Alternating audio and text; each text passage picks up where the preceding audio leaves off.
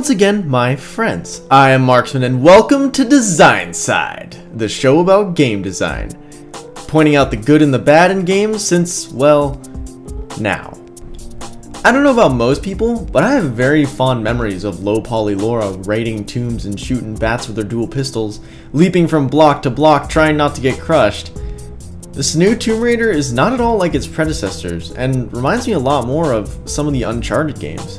Granted, it's not what I'm here to talk about. I'm gonna talk about why there's a dissonance in the gameplay and the narrative. We as connoisseurs of games like to have our gameplay be consistent with the narrative. It's what gets us up in the morning. It'd be like if every cutscene in Call of Duty had an anti-violence theme, preaching about how guns and violence are evil, followed by you promptly being dumped into the actual game, only to blow up 10 dudes with an RPG, then jump off a building to slit someone's throat and then shoot their best friend in the face with their own gun.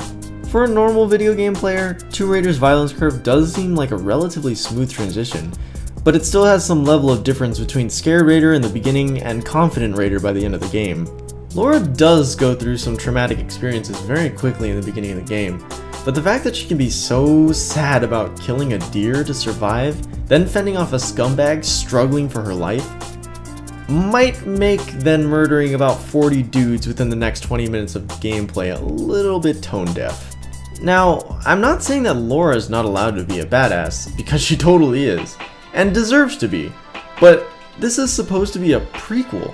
This is supposed to show how she arrived at that badassdom, and that, honestly, characters are not developed through being chased down by crashing planes or being impaled on spikes while going down a river, but they could have added a moment of reflection.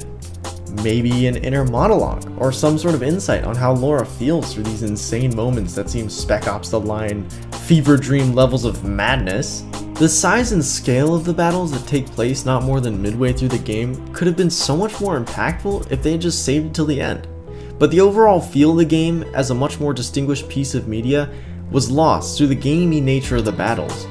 This isn't meant to call it a bad game by any stretch of the imagination. In fact, I enjoyed the game a whole lot.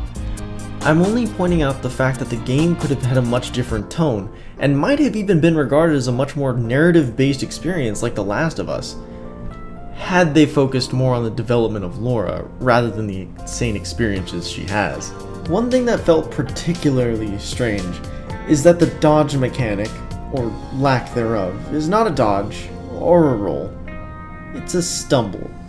And for a long time, I thought there was literally a trip feature in the game. I thought it was a button dedicated to tripping.